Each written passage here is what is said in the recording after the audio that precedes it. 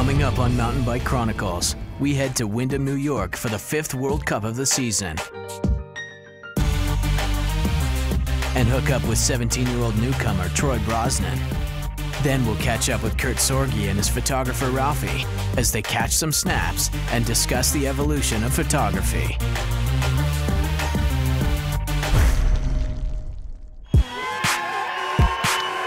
Just 1 week after Mount St. Anne, the World Cup has moved across the border to Windham, New York for the next race of the season.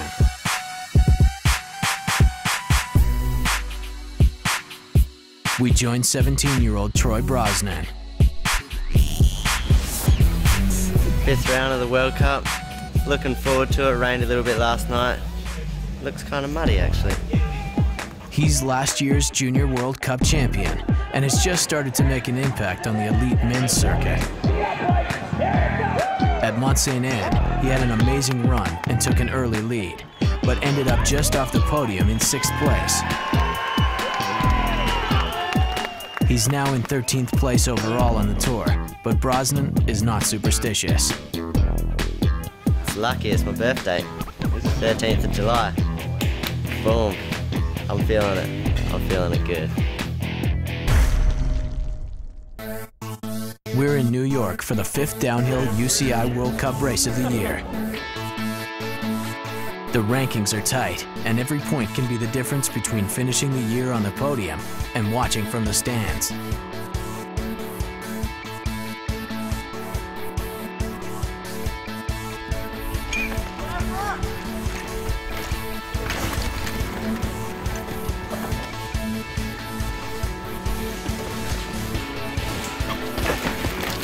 Track's fun. It's gonna be an interesting race run, that's for sure. It's gonna be pretty wild and full on for all like 1.5 minutes or whatever it is. Aaron Gwynn has won 4 of the 5 races so far and is running away with first place. But the season has brought some new names to light, and the younger generation of riders are keeping their eyes on the prize. With only 2 more races to go and the rankings tight, the short and fast Windham course is sure to keep things interesting. The track's funny, man. It's hard to be really on the edge. You can be on the edge for what it is, but it's not like it is at like Fort William or anywhere like that where you're really pushing the boat. But yeah, but when it dries up like it is doing, I'm sure we'll be pushing it and it'll get wild.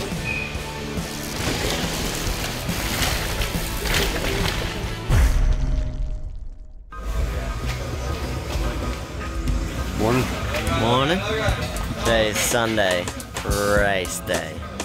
The big RD race day. I know the sun's shining. Everyone looks like they got a smile on their face. I think it's gonna be a lovely day.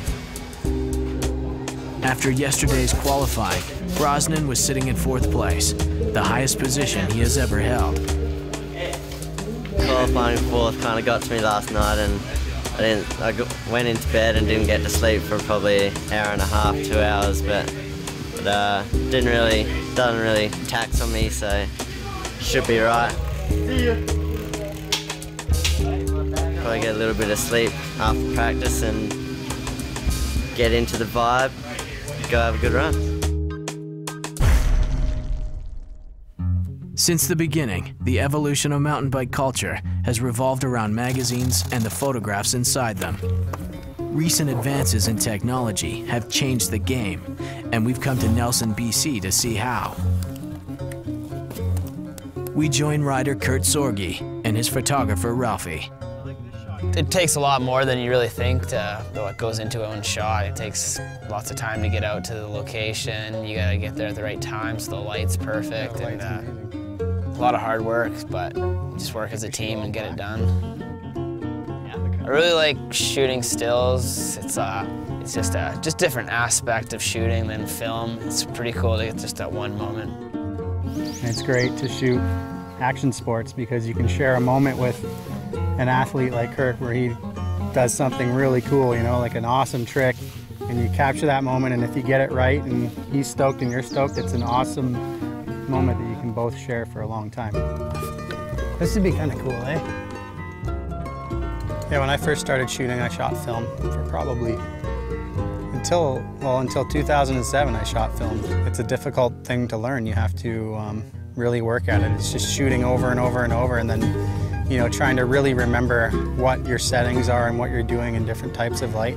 You can shoot all day long and you don't get to see a photo, and you know, you're calling the photographer, or, you know, waiting for him to email you the shots, and it could be weeks or months. And it's awesome with digital. You can see the shot right away. You know whether you can move on or change trick, change angle, change jumps. It's awesome to be able to see it right away. Shooting digital photography has really changed things in the fact that you have instant results.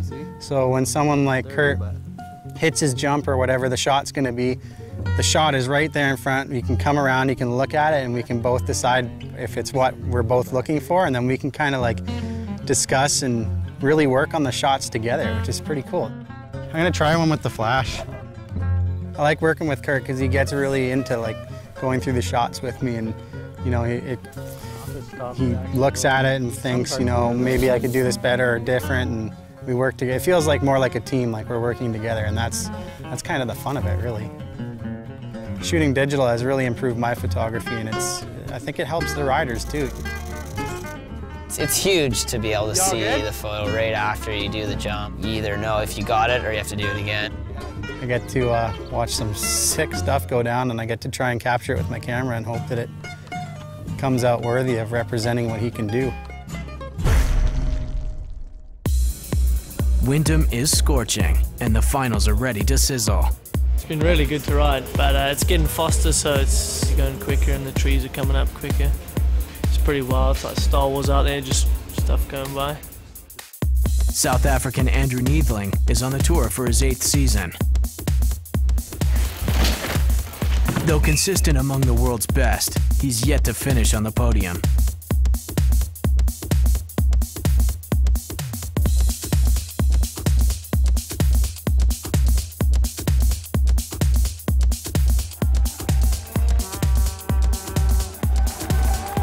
He brings his A game to New York and surprises everyone with a strong 2-second lead. Well, nothing was working, like just trying new gloves, new goggles, just anything to try to break the bad luck, you know.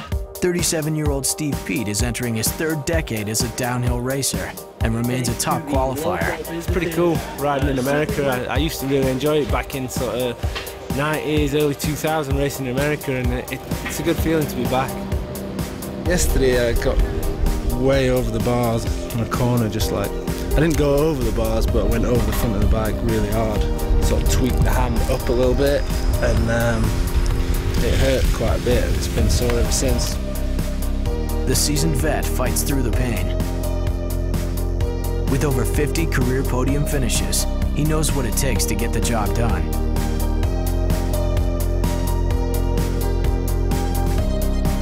With only a few riders to go, he takes the hot seat from Neethling by nearly a second. A little bit nervous now, getting older, getting a bit nervous at those high speeds, but this track here, I enjoyed it, and felt like I was carrying speed good, and yeah, there's life in the old dog yet.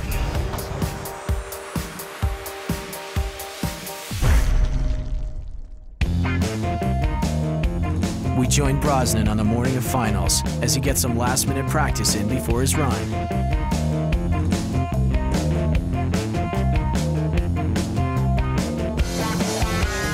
Keep the good times rolling, really. Just, you know, keep having fun and hopefully get a good result here as well. I'm not going to say, oh, you know, I'm close to getting a podium. I'm just going to go out there and try and win, and whatever happens, happens. Troy Brosnan is up to bat. He's been riding well this weekend and qualified near the top. He knows he can take the lead.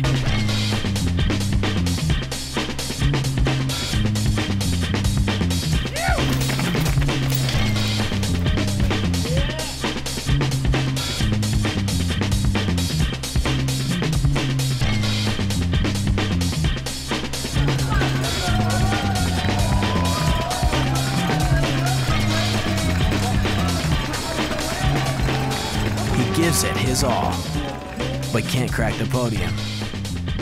Back-to-back top 10 finishes for the 17-year-old are far from a failure. Pete remains in the lead and is hoping to get his first win since 2009. Only one man can dethrone him. Aaron Gwynn has dominated the circuit and is in shape for his 5th win of the year.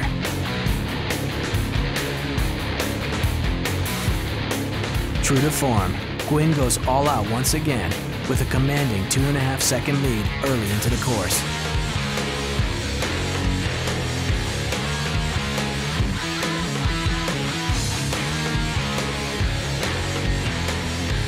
Into the home stretch, the crowd goes wild for their fellow American as he takes the win on home soil.